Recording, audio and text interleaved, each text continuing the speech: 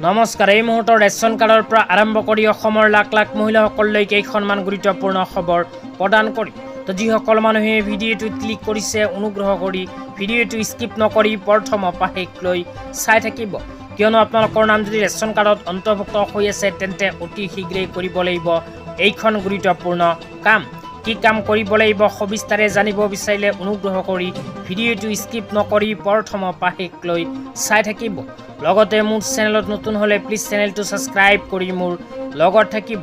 তো বলক ভিডিঅ'টো আৰম্ভ কৰি আজিৰ প্ৰথমটো গুৰুত্বপূৰ্ণ খবৰৰ বিষয়ে বিস্তাৰিত জানি লওঁ। আজিৰ প্ৰথমটো গুৰুত্বপূৰ্ণ খবৰ হ'ল ৰেচন কাৰ্ড লৈ। আপোনালোকে মোবাইল স্ক্ৰীনত চাব পাৰিছে অসম চৰকাৰে শেহতীয়াকৈ ৰেচন কাৰ্ড লৈ এনেকুৱা এক বিশেষ আপডেট প্ৰদান কৰিছে। ইয়াতে কি লিখা আছে পঢ়ি আপোনালোকক বিতংভাৱে বুজাই দিছোঁ। ইয়াতে লিখা আছে খাদ্য সুৰক্ষাৰ পৰা পৰিপুষ্ট নিশ্চিতলৈ অন্য সেৱা দিন। তাৰপিছত লিখা আছে বজাৰতকৈ সুলভ মূল্যত মচুৰ দাইল আৰু চেনি বিতৰণ আঁচনিৰ পুনৰ আৰম্ভণি। মুখ্য অতিথি ডক্টৰ হিমন্ত বিশ্ব শৰ্মা ডাঙৰীয়া অসমৰ মাননীয় মুখ্যমন্ত্ৰী।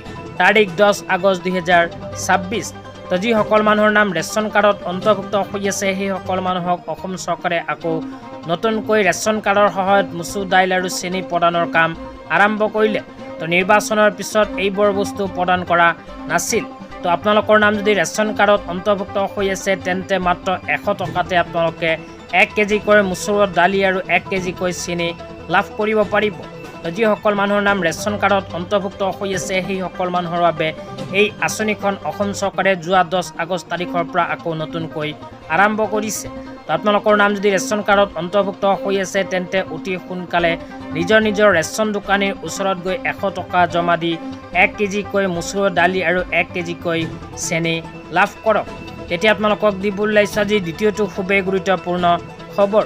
অনুগ্ৰহ কৰি ভিডিঅ'টো স্কিপ নকৰি প্ৰথম শেষলৈ চাই থাকিব। লগতে মোৰ চেনেলত নতুন হ'লে প্লিজ চেনেলটো ছাবস্ক্ৰাইব কৰি মোৰ লগত থাকিব। আজি দ্বিতীয়টো গুৰুত্বপূৰ্ণ খবৰ হ'ল অৰুণোদয় 3.0 আঁচনিলৈ।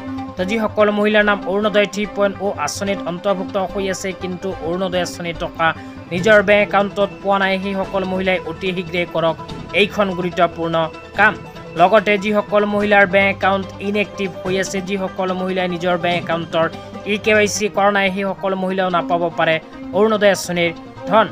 লগতে আৰু যিসকল মহিলাই এতিয়ালৈকে অৰুণোদয় আঁচনিত আবেদন কৰাৰ পিছতো নিজৰ বেংক একাউণ্টৰ লগত আধাৰ কাৰ্ড লিংক কৰা নাই বা NPCI বা DBT লিংক কৰা নাই সেইসকল মহিলাও নিজৰ বেংক একাউণ্টত অৰুণোদয় আঁচনিৰ টকা নাপাব। আপোনালোকে যদি নিজৰ বেংক একাউণ্টত DBT লিংক সক্ৰিয় কৰা নাই আপোনালোকে মোবাইল স্ক্ৰীনত চোৱা ধৰণে এখন ফৰ্ম ফিল আপ কৰি নিজৰ বেংক ব্ৰাঞ্চত গৈ জমা দিলেই কিন্তু আপোনাৰ বেংক একাউণ্টৰ DBT লিংক সক্ৰিয় হৈ যাব।